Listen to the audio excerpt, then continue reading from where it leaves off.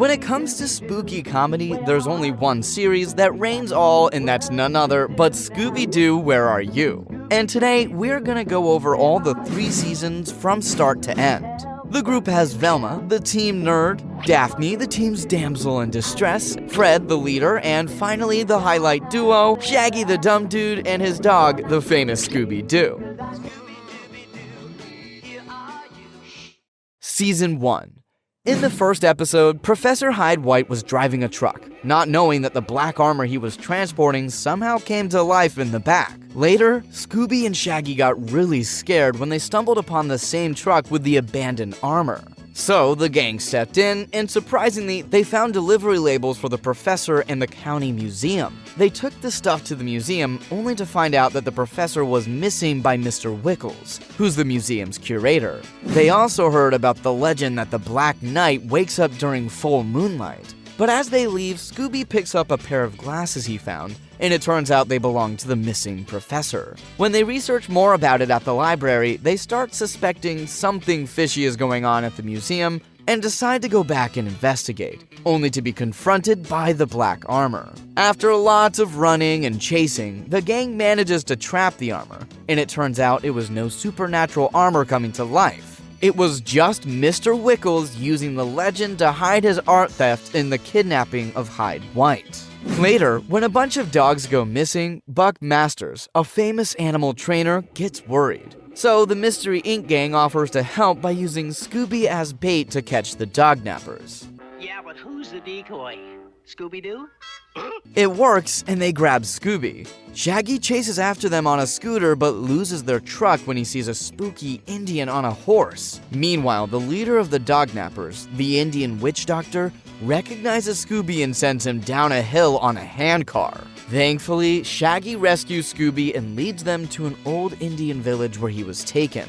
There, the witch doctor warns them to leave, but the gang splits up and keeps looking around.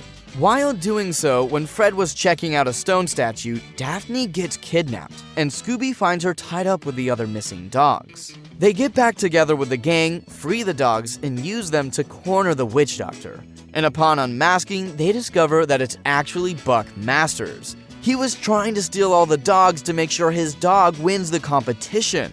And guess what? The spooky Indian was just a fake, made with a movie projector. Then one day, while the gang was out looking for clams at the beach, the nearby amusement park suddenly came to life with all its lights and rides and running. And upon investigating, it seemed to be haunted by some phantom man. When they told the park's caretaker, Mr. Jenkins and Miss Jenkins, about it, the adults dismissed the teens, leaving them to solve the mystery on their own. So they returned to the amusement park and everything started going crazy. Food stalls started spewing out heaps of food and the rides went backward. And the hot dog stand, I can't stand it! The gang tried to catch the Phantom Man using an electric go-kart, but Shaggy accidentally set it in motion, sending poor Velma and Scooby riding off. Scooby then attempted to trap the man in a cage, but strangely, the man broke free. That's when Mr. Jenkins appeared and revealed that the man was not a human but a robot named Charlie. He had created Charlie to help manage the amusement park, but somehow the robot had gone out of control. However, when the gang tried to capture Charlie again, Miss Jenkins finally stepped out and confessed that she had been pretending to be the robot all along. She admitted to tampering with Charlie because she didn't want robots to be used in a place meant for children's enjoyment. Fair point, and surprisingly, the gang agreed with her. Next up, the Mystery Inc. gang has an interesting encounter. They meet a midget and a really strong guy who has run away from a circus that people say is haunted by a spooky clown. They chat with the circus boss, Mr. Barnstorm, who tells them what's going on and advises them to leave. Freddy, Daphne, Velma, and Shaggy decide to go, but they accidentally leave Scooby behind. Those clowns haunting circuses is a new one on me. Hey, where's Scooby-Doo? Scooby ends up getting hypnotized by the clown using a shiny gold coin. When the gang comes back, even Daphne and Shaggy get hypnotized. They start doing things like riding a one-wheeled bike and handling lions. Luckily, Fred's frustrated shout wakes Shaggy up, and he figures out that the clown has been hypnotizing them. So, the next time the clown tries to hypnotize Shaggy and Scooby, they use a mirror to trick the clown into hypnotizing himself and acting like a monkey. They lead the clown monkey into a cage and then take off his mask. Mr. Barnstorm recognizes the fake clown as Harry, the hypnotist, who used to perform at the circus until he got caught stealing and sent to jail. Turns out he came back for revenge dressed up as the ghost clown to stir some trouble. Later, the Mystery Inc. gang found out about a spooky pirate messing with C.L. Magnus's freighters. At first, they tried to meet Magnus but got turned away until Shaggy helped them sneak into Magnus's place. Room service. Breakfast is served. At 11 o'clock at night? Magnus then spilled the beans about Redbeard, the ghost pirate. Redbeard used to scare everyone on the seas, and now he wanted payback from Magnus's ancestors who had defeated him. So, the gang hopped on speedboats to confront the pirate ghost, but oops, they accidentally crashed into the ghost ship. Fred and the girls got stuck in a room filled with dry ice, while Shaggy and Scooby ran into Redbeard and his buddies. Those poor guys had to cook for the ghost pirate until they got away using bubbles in Shaggy's pirate act. This nightstick should do it. On guard. Wow, it's liverwurst. Later, the gang regrouped and found a clue on Shaggy's paper pirate hat, a list of what was on Magnus's ship. This led them to a hidden cave packed with Magnus's stolen stuff, and guess who was there? Redbeard. They chased him down and, surprise, Redbeard turned out to be C.L. Magnus himself. He'd been pretending to be a pirate to save his failing business by robbing his own ships. Soon, Mystery Inc. goes to a museum one day to consult the professor and his assistant, Dr. Najib. The doctor tells them about the legend of Ankha, a 3,000-year-old Egyptian mummy that would come back alive and turn anyone into stone if it's removed from the tomb. Now, Shaggy finds a coin inside his pocket from the exhibit, and when the gang returns to put it back, they find the professor turned into stone with the mummy turned alive. And now it wants Shaggy's coin. Okay, like here's a quarter. I'll bet he means that old Egyptian coin. However, while trying to escape it, Velma realizes that the mummy's tapes are not even that old, while Daphne and Freddy find even Dr. Najib turned to stone. However, when Scooby gets trapped with the mummy, the gang finds his stonified version, only to realize the real Scooby is right there. And just like that, Shaggy and Scooby soon stumble upon the real professor tied up in the shed. In the end, thanks to Scooby's powerful kick, they manage to immobilize the mummy on a basketball hoop. And once unmasked, it's revealed to be none other than Dr. Najib in disguise. His motive? He wanted the coin because it could unlock a statue containing a valuable glass beetle worth a fortune. In the season finale, the gang heads to Wolf's End Lodge, a chilly ski resort near the US-Canada border. There, Mr. Greenway, the lodge owner, warns them about a spooky snow ghost lurking around that can apparently turn its victim into ghosts. And just as he left, the ghost appeared right outside their window. Of course, they follow it on snowmobiles and happen to meet a local guy named Fu Lan Chi, who tells them about his encounter with a Yeti and how he thinks it's now the ghost. However, Velma finds sawdust on the snow ghost's footprints, leading them to a sawmill. It's probably been deserted for at least 100 years. And I'm for keeping it deserted. Let's get out of here. Inside, they split up, and Velma gets caught by the ghost. Luckily, Shaggy and Scooby rescue her from a scary circular saw situation.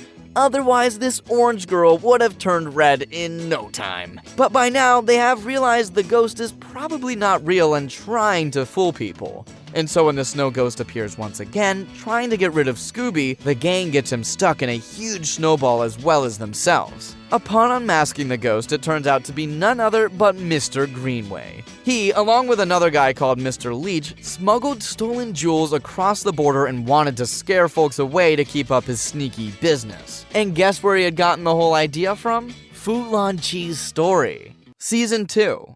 In the first episode of Season 2, a strange green ghost called the Ghost of Hyde manages to steal a valuable jeweled necklace from the Movart collection of rare jewels and sneaks into the gang's van without anyone noticing. The gang doesn't realize there's an intruder until Velma asks Scooby to fetch a blanket, and he finds the ghost inside. At first, the gang was skeptical, but when they see the ghost themselves, they realize he's the jewel thief causing fear in the town. They follow the ghost to an old rundown mansion, and a trapdoor suddenly drops them into a science lab. The mansion turns out to be Dr. Jekyll's home, who's afraid that he might transform into the ghost. Nevertheless, the gang splits up to explore the mansion. Freddy said to search the place from top to bottom. Wouldn't you know we'd be the ones to search the attic? And Shaggy and Scooby find a clue related to Helga, a former circus star mentioned in a newspaper article. The rest of the gang also uncover more clues, and Shaggy and Scooby later stumble upon a book about ghosts in the library, leading to a showdown with the ghost of Hyde. They narrowly escape and join Velma to continue their investigation. As they piece together the clues, the ghost captures Shaggy, but not before he shares a crucial clue about 4 suction cups. In the end, they reveal the ghost of Hyde's true identity as Dr. Jekyll, who was behind the jewel thefts. He framed Helga by planting fake clues, and it turns out Shaggy's discovery of the suction cups uncovered the real clue. Later on, while fish surfing, Shaggy caught a caveman frozen inside a big block of ice. And so the gang took it to Oceanland and left it with 2 scientists named Professors Wayne and Ingstrom. But when they came back to get Shaggy's fishing pole, they found out that the ice had melted and the caveman seemed to be alive and moving around. They followed the big caveman footprints to the dock, where they saw Ingstrom using a strange machine. Like I've heard of holding someone's hand when they're scared, but this is ridiculous. He got scared and ran into a shack when he heard Scooby coming, and when Fred opened the shack doors, an angry caveman jumped out and started chasing them all around Oceanland. They barely got away, and Velma then showed them a map she found, which led them to something anchored offshore. When they got there, they found a machine making big blocks of ice non-stop. The caveman chased them again, but this time fell into a tank with a giant clam. They pulled him out and discovered that he was actually Professor Wayne. It turns out Wayne had heard about the lost Arctic caveman and made his own frozen version.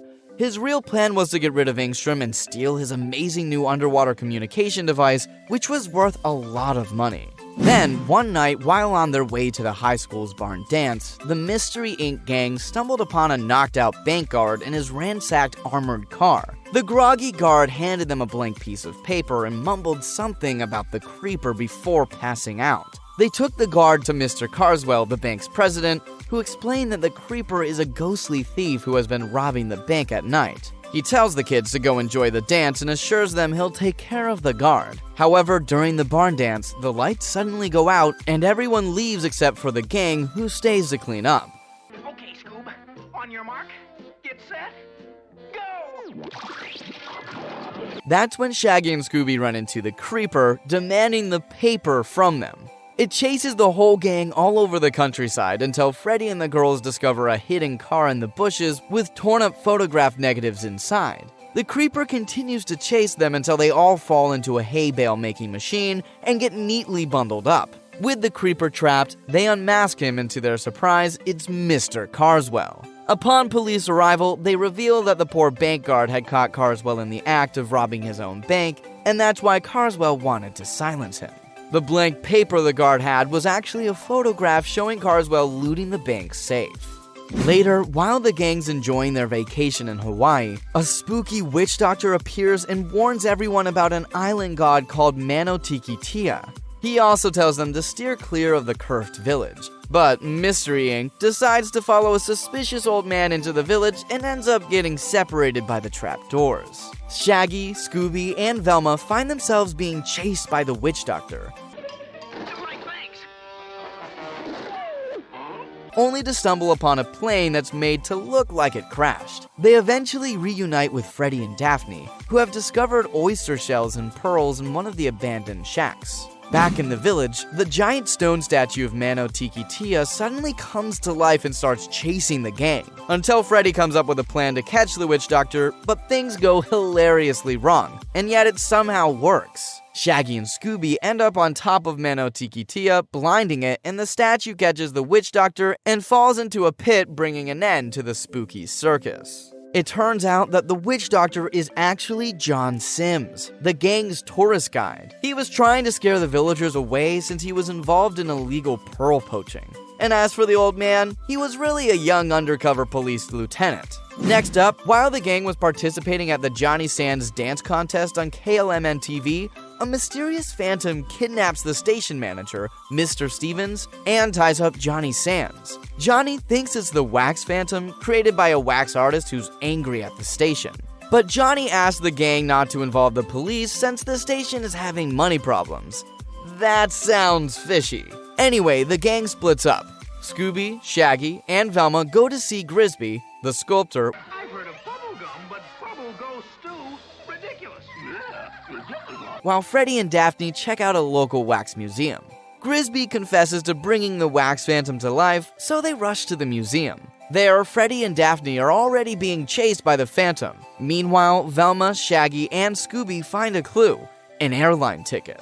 But soon, Freddy and the girls discover a room full of money and escape through a hidden panel. The gang manages to trap Phantom under a shower of wax, and when the police arrive, they reveal that the wax phantom is actually Mr. Stevens. He had been stealing money from the TV station and planned to run away to South America, leaving Grisby to take the blame. I seriously thought it was gonna be Johnny Sands, by the way. Season 3. In the first episode of Season 3, the gang goes to a Native American reservation to find Velma's missing Uncle Dave, who works as a border patrol officer on the USA-Canadian border. During their boat ride, they come across a huge owl that makes a scary screech and find Uncle Dave's lodge all messy and empty. Scooby even sees 2 giant owls outside, which adds to the mystery. They then meet members of the local Chippewa tribe, including Chief Red Heron, who tells them that Uncle Dave was taken by the legendary Willowaw. This creature is said to be summoned by owl calls, and the tribe warns them to leave. Let's go. But the gang decides to stay and solve the case. Scooby and Shaggy spend the night on their boat, while Fred and the girls stay in Dave's cabin. They find a Native American drawing that suggests danger, maybe left by Uncle Dave, and are chased by owl-like figures into a room with kerosene and sandbags. Meanwhile, Shaggy and Scooby explore a cave filled with stolen stuff and find owl costumes. It becomes clear that someone is tricking them, so the gang comes up with a plan to catch the Willowaw and the Owlmen. In the end, they discover that the Owlmen are Gray Fox, a member of the local tribe, and his helpers. They were involved in a smuggling operation and kidnapped Uncle Dave. The Willowaw was just a helium balloon with a jet engine that Gray Fox used to make eerie sounds. And the best part, Velma is happily reunited with her uncle. Later, the gang heads to the North Pole and arrives at Professor Kruger's Eskimo village, only to find it in a mess. Igloos are broken, and the professor is gone. While they look around, Scooby spots a huge paw print in the snow, and Chief Manook, the village leader, tells them that a giant snow beast, 50 feet tall, took the professor since the village is on sacred land that the beast guards. They meet Professor Kruger's assistant, Jean-Baptiste, at his hut, but he strangely leaves. Suddenly, Velma finds a clue: a drawing of 3 totem poles, and the snow beast shows up and grabs Chief Manook away. The gang follows the beast's tracks to the tall totem poles and finds more clues, like black snow and thumping sounds inside the poles. After another run-in with the beast, they end up at an ice cave and find a huge submarine in more black snow. They also find Professor Kruger and Chief Manook imprisoned and manage to rescue them. By now, the gang figures out what's really going on and makes a plan. Scooby tricks the beast onto an icy spot, making it slip and crash into a totem pole. It turns out the snow beast is only a giant robot controlled by none other but Baptiste. The totem poles were actually hidden oil derricks, which explain the black snow and how Baptiste was using the submarine to smuggle oil. One day, while water skiing, the gang sees a strange water skier wearing a spooky iron mask and riding sharks that eat people. That's pretty dope. Nevertheless, they manage to get away from the scary skier and plan to meet Captain Morgan for a trip to Skull Island. This island used to be a prison for really bad criminals, but is now a place tourists visit. Mama Mion, who owns a restaurant, tells them about Old Iron Face, a ghostly figure from the island's history. But when Captain Morgan doesn't show up, the gang decides to go to Skull Island by themselves. They find Captain Morgan's boat there. Then that must be a dogfish. Fred, Velma, and Daphne find crates of food that look like Mama Mion's in a tunnel leading to an underground mansion. Down there, they find poor Captain Morgan kidnapped and rescue him. However, Shaggy and Scooby are chased by Old Iron Face, but they manage to escape from the island, leading the ghost to them. That's when Fred comes up with a plan to catch the ghost using a magnetic crane, and it works. They reveal that Old Iron Face is actually Mama Mion. It turns out she used her restaurant as a front for smuggling prisoners by making them look like sharks. She even made up the story of old Ironface to scare people away. The gang then heads to New York to visit Daphne's aunt, Olivia Derby. Well, at least we won't starve while we wait. Scooby and I found a place that sells mile-long hot dogs. On the way, they witness a robbery in a jewelry store, and Scooby falls down into the sewer and sees a strange cat-like creature carrying an armful of expensive jewelry. Scooby-doo, where are you? They head to Olivia's apartment, where she tells them about her terrible nightmares that started after she received a cat medallion in the mail. She dreams of turning into a cat creature and committing robberies. The gang calls her doctor, Dr. Bell, to give her some prescriptions and decides to investigate who sent Olivia the package, along with the robbery in the jewelry store. Shaggy and Scooby stumble upon a surprising revelation when they trace the package back to its source, a mysterious cemetery. A cemetery. In their quest for answers, they uncover the hidden crypt that houses the enigmatic cat creature. Meanwhile, Fred, Velma, and Daphne discover that there is a trap door in the jewelry store that leads to the cemetery as well. Finding wet paw prints in Olivia's apartment was the last straw, and the gang plans to catch the cat creature. They eventually catch him after Scooby-Doo leads him on a harrowing elevator ride, and Fred unmasks the creature only to find out that it was actually Dr. Bell. He basically used the cat medallion to hypnotize Olivia after discovering her effective response to hypnosis, also he could pin his robberies on her. The gang's next adventure takes them to China, and they find themselves in Rampu, a place known for a moon monster that turns people into stone with its shadow. Stay the night in there? With the moon monster? They stay at Rampu Palace and meet Kim Chow Ling, the owner, along with his uncle Chin Wang Sing and Ling Fu.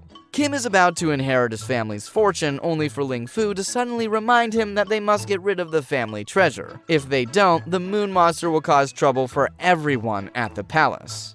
That moon creep will never get past you. That night, the moon monster chases after Shaggy and Scooby when Velma spots it rowing away in a boat. They later find Uncle Chin turned into stone, and that's when Velma finds the first clue. Grease streaks going from the statue to Chin's room that's filled with all sorts of ancient tools. They split up to investigate and discover a sea cave. Inside, Velma finally figures out who the moon monster really is. The gang then tells Kim to gather the family treasure and throw it into the bay. He does as they say, and the treasure ends up in the sea cave. As expected, they find the moon monster trying to grab the treasure. They trap the monster and reveal that it's actually Uncle Chin. Turns out he was using the legend to scare Kim into giving up his inheritance. The gang's next stop for their vacation is Puerto Rico. As soon as they get there, they find out that a museum has been robbed. Later, they hear explosions coming from an old fortress nearby and decide to check it out. But guess what? They end up being chased by a ghost. However, the gang keeps this spooky encounter a secret. The next day, they go on a fishing trip and ask Captain Eddie about the fortress. He tells them the legend of El Morro Fortress, a haunted place guarded by a 16th century Spanish general named Juan Carlos, who likes to set off cannons. Fred, Velma, and Daphne then go off to visit Puerto Rico's Hall of Records, leaving Shaggy and Scooby at the fortress and find a map that shows a tunnel going from the museums to the fortress. The three of them find the entrance to the tunnel under a fake phone booth and follow it, only to discover all the stolen treasure from the museum right there. It becomes clear that the ghost is a fake, and the gang decides to trap him.